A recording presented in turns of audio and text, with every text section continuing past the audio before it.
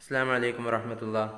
ചൗത്തിക്ക ജോഡ എന്ന ഇസ്മത് ചോത്തായിയുടെ ഈ പാഠത്തിൽ നമ്മൾ അവസാനമായി പറഞ്ഞു വെച്ചത് റാഹത്ത് എന്ന വകയിലെ ഒരു സഹോദരിയുടെ പുത്രൻ അയാൾ പോലീസ് ട്രെയിനിങ്ങിന് വേണ്ടിയിട്ട് സ്വന്തം വീട്ടിലേക്ക് കടന്നു വരുമ്പോൾ ഒരു അടിമവേല ചെയ്യും വിധം കുബറ അയാൾക്ക് വേണ്ടിയിട്ട് അയാൾ തന്നെ കല്യാണം കഴിക്കുമെന്ന മോഹത്തിൽ സേവനങ്ങൾ അനുഷ്ഠിച്ചിട്ട് പോലും കുബറയുടെ ഇളയ സഹോദരി ഹമീദയോടാണ് അദ്ദേഹത്തിൻ്റെ വൈകാരികമായിട്ടുള്ള പ്രകടനങ്ങളൊക്കെ നടത്തിയിരുന്നത്. വല്ലാത്ത പീഡനങ്ങൾ അതിലൂടെ ഹമീദക്ക് സഹിക്കേണ്ടി വന്നു. എന്നിരുന്നാലും തൻ്റെ സഹോദരിയെ കല്യാണം കഴിക്കാനുള്ള ഒരാളാണല്ലോ എന്നത് ആലോചിച്ച് എല്ലാം പറയാനുള്ളതെല്ലാം മനസ്സിലൊതുക്കി ഇരിക്കുകയായിരുന്നു. അതിൻ്റെ ബാക്കി അതിനെ തുടർന്ന് വരുന്ന ചില സംഭാഷണങ്ങളും ചില രംഗങ്ങളുമാണ് ഇനി പറയാനുള്ളത്. क्या मेरी आपा मर्द की भूखी है? नहीं, वो मर्द के एहसास से पहले ही सहम चुकी है എന്നുള്ള ആ ഒരു പാരഗ്രാഫ്, അതിനെക്കുറിച്ച് നമുക്കൊന്ന് നോക്കാം. एक गरीब लड़की के जज्बात और दिली कैफियत की इससे बेहतर तर्जुमानी मुमकिन नहीं. ഇതിൽ പറയുന്നത് ഒരു വളരെ സാധുവായ ഒരു പെണ്ണിൻ്റെ അവരുടെ വികാരങ്ങൾ, അവരുടെ മാനസികാവസ്ഥകൾ എത്തരത്തിലാകുമെന്ന് ഇതിനേക്കാൾ ഉഷാറായിട്ട് മറ്റൊരു രീതിയിലും ഒരിക്കലും വിശദീകരിക്കാനാകില്ല. ഷാദി ഉമംഗോ ഓർ ആർസുओं की तकमील नहीं बल्कि उनके लिए रोटी कपड़े का सहारा है. യഥാർത്ഥത്തിൽ കല്യാണം എന്നുള്ളത് അവരുടെ ആഗ്രഹങ്ങളുടെ, അവരുടെ പ്രതീക്ഷകളുടെ പൂർത്തീകരണമല്ല, മറിച്ച് അവരുടെ ദൈനംദിന ജീവിതത്തിനും ഒരു ഭക്ഷണത്തിനും അവരുടെ വസ്ത്രത്തിനുമുള്ള ഒരു കൈത്താങ്ങ് എന്ന് മാത്രമേ അവർ ഈ കല്യാണത്തിലൂടെ പ്രതീക്ഷിക്കുന്നുള്ളൂ. കുബ്ര എക് ബേവ കി ബേട്ടി ഥി. കുബ്ര ഒരു വിധവയുടെ മകളായിരുന്നു. ഉസ്കെ സീനെ പർ ബോജ് ഥി. അവളുടെ നെഞ്ചത്ത് വലിയ ഭാരങ്ങളുണ്ടായിരുന്നു. ക്യോങ്കെ സർവരി സിലായി കർക്കെ ബെമുഷ്കിൽ ഗുസറെ ഔക്കാത്ത് കർ പാത്തി ഥി. വളരെ പ്രയാസത്തോടുകൂടെ സർവരി നെയ്തുകൊണ്ട് തുന്നിക്കൊണ്ട് വളരെ പ്രയാസത്തോടുകൂടെ സമയങ്ങൾ കഴിച്ചു കൂട്ടുന്ന ഒരവസ്ഥയായിരുന്നു ഉണ്ടായിരുന്നത്. ഐസമേ കുബ്രാക്ക് ഷാദി ഹോ ജാത്തി തോ തോടാ ബോജ് ഹൽക്ക ഹോത്ത. ഈ ഒരവസ്ഥയിൽ കുബ്രയുടെ കല്യാണം കൂടെ കഴിഞ്ഞു പോയാൽ അവരുടെ ഭാരത്തിൽ ഒരു വല്ലാത്ത ഒരു ആശ്വാസം, ഒരു നേരിയതായി തീരും അവരുടെ ഭാരം എന്നായിരുന്നു അവർ വിചാരിച്ചിരുന്നത്. ഹമീദ കി ജുബാനി യേ ബാത് കഹലായി ഗയി ഹെ കെ കുബ്ര കിസി മർദ് കി ഭൂക്കി നഹി ഥി. ഹമീദയുടെ സംസാരത്തിൽ ഇതാണ് അവരുടെ ഭാഷ കൊണ്ട് പറയാൻ ഉദ്ദേശിക്കുന്നത്. എന്ത്? കുബ്ര ഒരിക്കലും ഒരാളോട്, ഒരു ആണിനെ ദാഹിച്ച്, ഒരാൾ എന്നെ കല്യാണം കഴിക്കണമെന്ന് ദാഹിച്ച് ഇരിക്കുന്ന ഒരു പെണ്ണായിരുന്നില്ല, മറിച്ച് അവൾക്ക് വൈകാരികമായിട്ടുള്ള ഇത്തരത്തിലുള്ള ആഗ്രഹങ്ങൾ ഉണ്ടായിരുന്നില്ല. മറിച്ചോ റോട്ടി കപ്പടേ കേലിയെ ഷാദി കർണ ചാഹത്തി ഥി. ദൈനംദിന ജീവിതത്തിന് അവരുടെ ഭക്ഷണങ്ങളും വസ്ത്രങ്ങളും അതൊക്കെ നടന്നു പോകാൻ അവർക്ക് കല്യാണം കഴിക്കേണ്ടതുണ്ടായിരുന്നു. ലേക്കിൻ റാഹത്ത് കി തറഫ് സെ കോയി ബാത് ബൻ നഹി പാ രഹി ഥി. പക്ഷേ തൻ്റെ വരനായി സ്വീകരിക്കാൻ താല്പര്യപ്പെടുന്ന റാഹത്തിൻ്റെ ഭാഗത്ത് നിന്ന് ഇത്തരത്തിലുള്ള ഇതിനെ അനുകൂലിച്ചുകൊണ്ടുള്ള സംസാരങ്ങളൊന്നും ഉണ്ടായിരുന്നില്ല. ഇനി അടുത്ത പാരഗ്രാഫ്. एक झटके से उसका हाथ पहाड़ की कोह में डूबता चला गया. नीचे ताफन और तारीकी के अथाह गार की गहराइयों में एक और बड़ी सी चट्टान ने എന്നുള്ള ആ പാരഗ്രാഫ്. जब किसी तरह राहत से बात नहीं बन पाई तो आखिरी हरबा के तौर पर सरवरी ने पाँवों के जेवर को गिरवी रखकर मुश्किल कुशा की नियाज कर डाली. हमीदा मलीदा की प्लेट लेकर राहत के पास गई. सबको ये उम्मीद थी कि राहत वो मलीदा खाएगा और कुब्रा से शादी के लिए तैयार हो जाएगा. हमीदा राहत की बदनीयती भांप चुकी थी. फिर भी बड़ी बहन की खातिर मलीदा की प्लेट लेकर राहत के पास गई. बाहर मोहल्ले पड़ोस की लड़कियां मुश्किल कुशा की शान में गीत गा रही थी. हमीदा ने मलीदा का लुक़मा बनाकर राहत की तरफ बढ़ाया और राहत ने मुँह खोल दिया। हमीदा ने चिनचिना चाहा मगर राहत ने उसका मुँह बंद कर दिया. ഈ പാരഗ്രാഫിൽ പറയുന്നത് എന്താണെന്ന് വെച്ചാൽ, ഒരു വിധത്തിലും റാഹത്ത് അവൻ്റെ സംസാരം കൊണ്ട് കല്യാണത്തിന് അംഗീകരിക്കുന്ന വഴങ്ങുന്ന ഒരു സംസാരവും വരാതിരുന്നപ്പോൾ ഒരു ആഖിരി ഹർബാക്ക് തോർപ്പർ, ഒരു അവസാന പോരാട്ടം, ഒരു അവസാനത്തെ ഒരു പരിശ്രമം എന്ന നിലക്ക് സർവരി തൻ്റെ കാലിലുണ്ടായിരുന്ന ആഭരണം അത് പണയം വെച്ച് അത് പ്രയാസങ്ങളകറ്റുന്നവനായ അള്ളാഹുവിൻ്റെ പേരിൽ നേർച്ചയിട്ടു. അങ്ങനെ ഹമീദയുടെ കയ്യിൽ മലീദ എന്ന് പറഞ്ഞാൽ ഒരു പ്രത്യേക തരത്തിലുള്ള ഈ റൊട്ടി കഷ്ണിച്ച് ഉണ്ടാക്കിയ ഒരു ഭക്ഷണമാണ്. ആ മലീദയുടെ പ്ലേറ്റും എടുത്ത് റാഹത്തിൻ്റെ അടുത്തേക്ക് പോയി. റാഹത്തിൻ്റെ അടുത്തേക്ക് പോകുമ്പോൾ ഈ ഭക്ഷണം കൊടുക്കാനിരിക്കുന്ന സമയത്ത് എല്ലാവർക്കും ഇങ്ങനൊരു പ്രതീക്ഷയായിരുന്നു ഉണ്ടായിരുന്നത്. എന്താണെന്ന് വെച്ചാൽ, റാഹത്ത് ആ മലീദ കഴിക്കുകയും അങ്ങനെ കുബ്രയെ കല്യാണം കഴിക്കാൻ അവൻ തയ്യാറാകും എന്നായിരുന്നു എല്ലാവരും വിചാരിച്ചിരുന്നത്.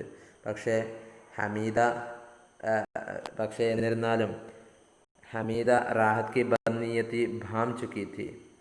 ഹമീദക്ക് റാഹത്തിൻ്റെ ഓൻ്റെ ദുരുദ്ദേശം നേരത്തെ ഹമീദക്ക് മനസ്സിലാക്കാൻ സാധിച്ചിരുന്നു. ഇവന് കുബ്രയെ അല്ല ആഗ്രഹിക്കുന്നത്, ഇവൻ ആഗ്രഹിക്കുന്നത് ഹമീദയുടെ ശരീരത്തെ മാത്രമാണ് എന്ന് നേരത്തെ മനസ്സിലാക്കി വെച്ചിരുന്നു. പക്ഷേ എന്നിരുന്നാലും തൻ്റെ മുതിർന്ന സഹോദരിക്ക് വേണ്ടിയിട്ട്, ബഹൻ കി ഖാത്തിർ, ബഹൻ കേലിയെ എന്നാണ് അർത്ഥം, തൻ്റെ മുതിർന്ന സഹോദരിക്ക് വേണ്ടിയിട്ട് ആ മലീദയുടെ പ്ലേറ്റും എടുത്തിട്ട് റാഹത്തിൻ്റെ അടുത്തേക്ക് പോയി.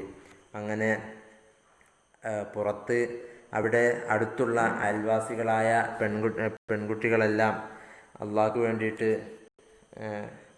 ഈ മുഷ്കിൽ കുഷ എന്ന് പറഞ്ഞാൽ പ്രയാസങ്ങൾ അകറ്റുന്നവൻ എന്നാണ് അർത്ഥം, അവർക്ക് വേണ്ടിയിട്ട് അവരുടെ മഹത്വത്തിൽ ഹംദ് പാടിക്കൊണ്ടിരിക്കുന്നുണ്ടായിരുന്നു.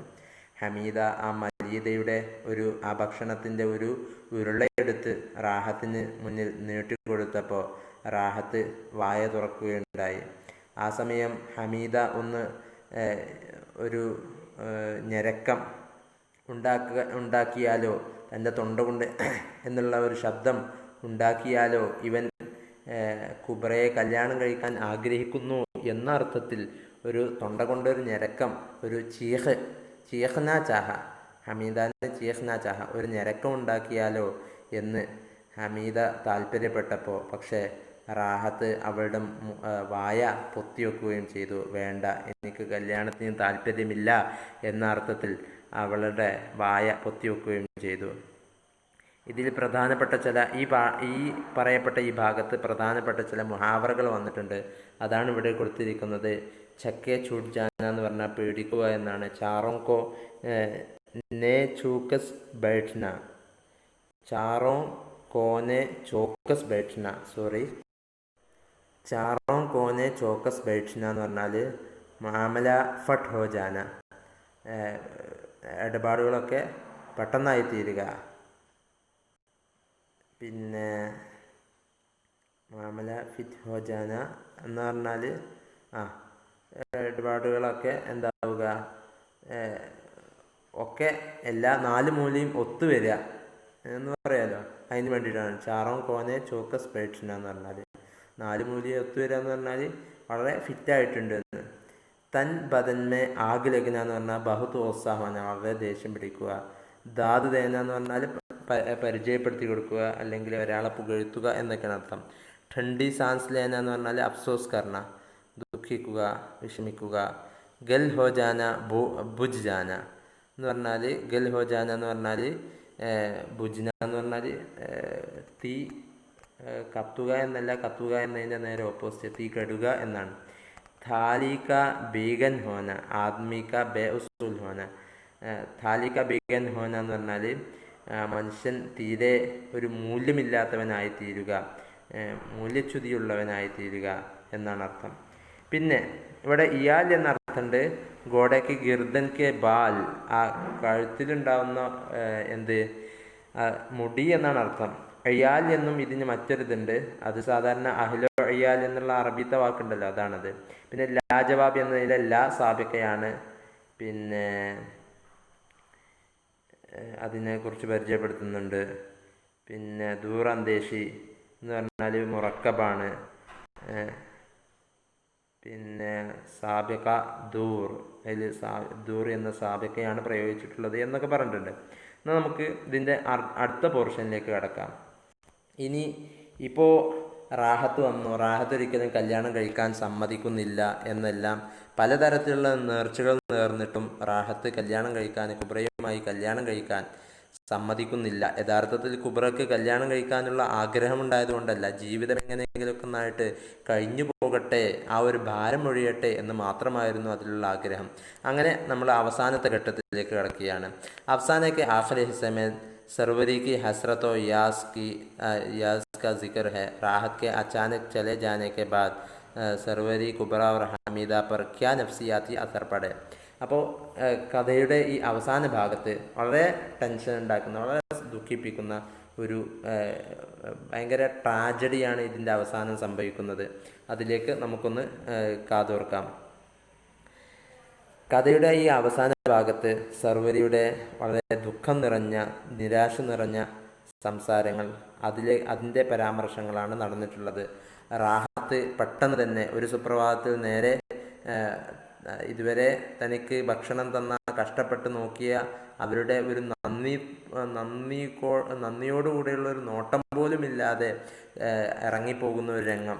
അതോടുകൂടെ അതിൻ്റെ ശേഷം സർവരിക്കും കുബ്രക്കും ഹമീദക്കും അവരുടെ മാനസികമായിട്ട് എന്തൊക്കെയാണ് ഇത് കാരണം എന്തൊക്കെ അവർക്കുണ്ടായിത്തീർന്നു എന്നതൊക്കെയാണ് ഇനി അവസാനത്തെ പാരഗ്രാഫിൽ പറയാൻ പോകുന്നത്. കുബ്രാക്കോ സഖ്ത് മെഹനത് പരേശാനി और फिक्र की वजह से दिक्क का आरिजा लग गया और वो दोबारा जान भरने न हो सकी. കുബ്രക്ക് എന്താ പറ്റിയെന്ന് വെച്ചാൽ ഭയങ്കരമായ കഠിനാധ്വാനവും പ്രയാസവും ചിന്തകളും ടെൻഷനും കാരണത്താൽ ദിക്ക് എന്ന് പറഞ്ഞാൽ സില്ല് അഥവാ തളർവാദം പിടിക്കുകയും അങ്ങനെ പിന്നീട് ജീവിതത്തിലേക്ക് തിരിച്ചു വരാൻ സാധിക്കുകയും ചെയ്തില്ല. മാത്രവുമല്ല, മൗത്ത് കി ആഘോഷ് മേ പഹുഞ്ച് കർ ഉസ്നെ ചീൻ കി സാൻസ് ലി, അങ്ങനെ മരണത്തിൻ്റെ മടിത്തട്ടിൽ കിടന്നുകൊണ്ട് മരിച്ചുകൊണ്ട് മരണത്തിലേക്ക് നടന്നു നീങ്ങിക്കൊണ്ട് അവർ ചീൻ കി സാൻസ് ലി, ആശ്വാസത്തിൻ്റെ നിശ്വാസം അവർ വലിക്കുകയും ചെയ്തു, അഥവാ അവർ മരിച്ചു എന്നർത്ഥം. അടുത്ത ഒരു പാരഗ്രാഫ്. कफन का सफ़ेद लुठा मौत के आंचल की तरह बेउम्मा के सामने फैल गया. तहम्मुल के बोझ उनका चेहरा लरज़ रहा था.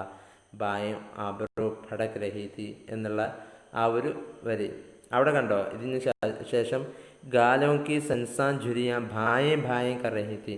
ഭായം ഭായം കർണ എന്ന് പറഞ്ഞാൽ വിജനമായ ഒരു സ്ഥലത്ത്, ഒരാൾ പാർപ്പില്ലാത്തൊരു സ്ഥലത്ത് പോയാൽ ഇങ്ങനെ ഭയങ്കര പേടിപ്പിക്കുന്ന പോലെ, പേടിണ്ടാകുന്ന പോലെ നമുക്കിങ്ങനെ അനുഭവപ്പെടുമല്ലോ.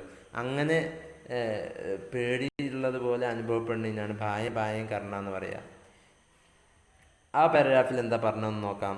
कुबरा के मरने के बाद सरवरी सफ़ेद लुठा लेकर उसी सहदरी में बैठकर कफन सीने की तैयारी करने लगी. കുബ്ര തളർവാദം പിടിച്ച് മരണത്തിൻ്റെ മടിത്തട്ടിൽ താൻ ആശ്വാസത്തിൻ്റെ ശ്വാസം വലിച്ച സമയത്ത് കുബ്രയുടെ ഉമ്മ അതേ വരാന്തയിൽ വന്നിരുന്ന്, അല്ലെങ്കിൽ അതേ നടുമുറ്റത്തിൽ വന്നിരുന്ന് തൻ്റെ മകൾക്ക് വേണ്ടിയിട്ട് കഫൻ പുടവ, ഒരു വെള്ള വസ്ത്രം, ലുട്ട എന്ന് പറഞ്ഞാൽ ശീല എന്നാണ് അർത്ഥം, ഒരു വെള്ള ശീല എടുത്ത് തൻ്റെ മകൾക്ക് വേണ്ടിയിട്ട് കഫൻ പുടവ തയ്യാറാക്കിക്കൊണ്ടിരിക്കുകയായിരുന്നു. ഇതിനെ ബഡേ സ്വദ്മേക്കോ ബർദാസ്ത് കിയേ ഹുയേ ഥി. ഇത്രയും വലിയ പ്രയാസമായിരുന്നു ആ ഉമ്മ സഹിച്ചിട്ടുണ്ടായിരുന്നത്. സ്വബ്രൗ തഹമ്മുൽ കെ ബോജ് സെ ചെഹറ ലറസ് രഹാ ഥ. ആ സഹനം കാരണത്താൽ, അതിൻ്റെ ബോജ്, അതിൻ്റെ ഭാരം കാരണത്താൽ അവരുടെ മുഖം, അവരുടെ കവിള് ഇങ്ങനെ വിറച്ചു കൊണ്ടിരിക്കുന്നുണ്ടായിരുന്നു. ഖുദ് അപ്നി ബേട്ടി ജിസ്കെ ലിയെ ഉन्होंने ചോത്തി के സുർഖ് ജോഡെ തയ്യാർ കിയേ थे. തൻ്റെ ഏതൊരു മകൾക്ക് വേണ്ടിയിട്ടാണോ ആ കല്യാണത്തിന് വേണ്ടിയിട്ടുള്ള ആ വസ്ത്രം, ചുവന്ന വസ്ത്രം തയ്യാറാക്കി വെച്ചിരുന്നത്. ആജ് ഉസ്കെ ലിയെ അപ്നെ ഹാഥോ കഫൻ സുയി രഹി ഥി. അതേ മകൾക്ക് വേണ്ടിയിട്ട് തൻ്റെ കരങ്ങൾ കൊണ്ട് തന്നെ കഫൻ പുടവ താൻ തുന്നിക്കൊണ്ടിരിക്കുകയാണ്. आज उनके चेहरे पर भयानक सुकून और हरा भरा इत्मीनान था, जैसे उन्हें पक्का यकीन हो कि दूसरे जोड़ों की तरह ये चौथी का जोड़ा सींदा न जाएगा. अथवा कुबरा मर चुकी थी. ഇവിടെ കുബ്ര മരിച്ചു കഴിഞ്ഞിട്ടുണ്ട്. और उसे कफन पहनाना ही है. കുബ്രക്ക് ഇനി കഫൻ പുടവ ധരിക്കേണ്ടത് തന്നെയുണ്ട്. ഇസി ഹക്കീക്കത്ത് കോ ഇസ് തറ ബയാൻ കിയാ ഹെ. ഈ ഒരു യാഥാർത്ഥ്യത്തെ ഇവിടെ സാഹിത്യക ഇസ്മത് ചോത്തായി ഇങ്ങനെയാണ് വിശദീകരിച്ചിട്ടുള്ളത്. സർവരി കോ പൂര യഖീൻ ഥ.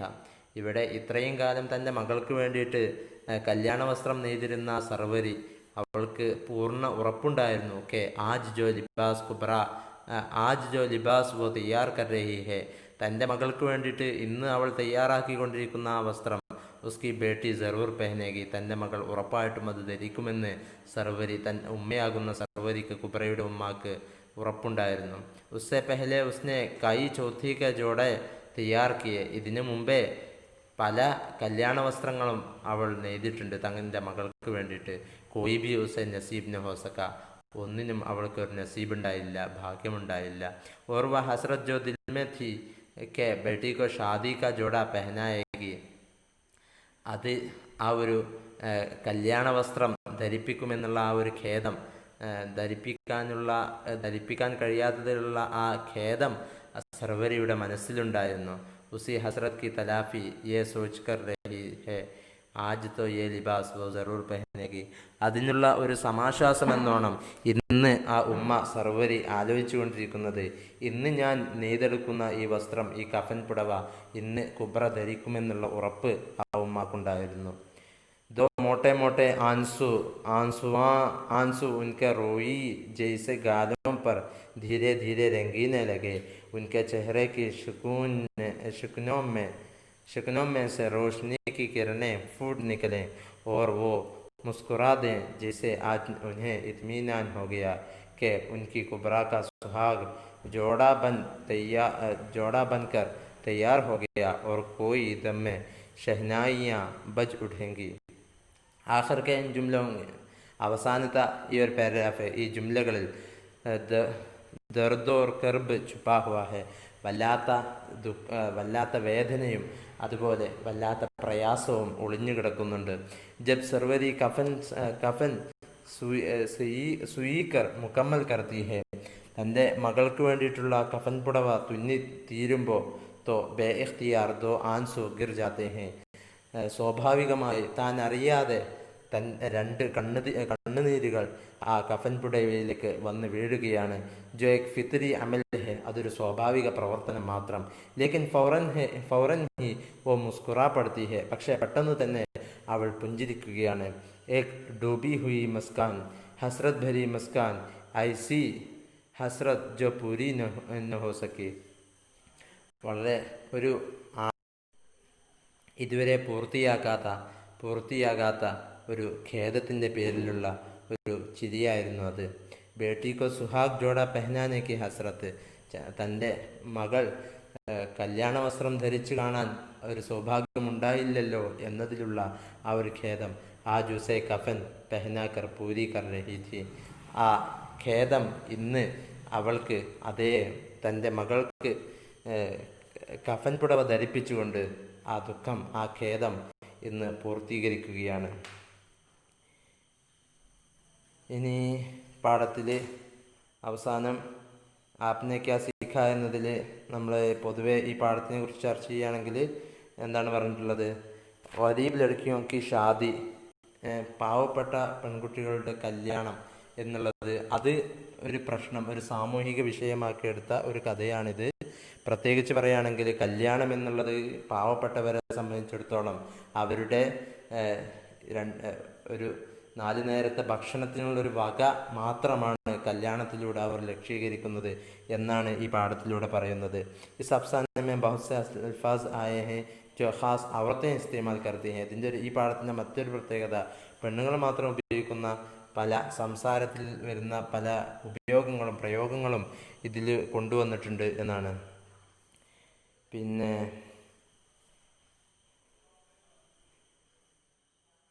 ഇസ്മ ചോത്തായുടെ ഉസ്ലൂബെ ബയാൻ നമ്മൾ പ്രത്യേകം വായിച്ച് മനസ്സിലാക്കണം. ഇൻഷാ അല്ലാഹ് ഇഖ്തിതാമി സവാലാത്ത് ഇവിടെയുണ്ട്. ഇതും കൂടെ എഴുതിയിട്ട് നിങ്ങൾ ക്ലാസ് റൂമിൽ അയക്കണം. ഇതോടുകൂടെ നമ്മുടെ സിലബസ് തീരുകയാണ്. വാഖിർ ദഅവാന അൽഹംദുലില്ലാഹി റബ്ബിൽ ആലമീൻ. അസ്സലാമു അലൈക്കും വറഹ്മത്തുള്ളാഹി വബറകാതുഹു.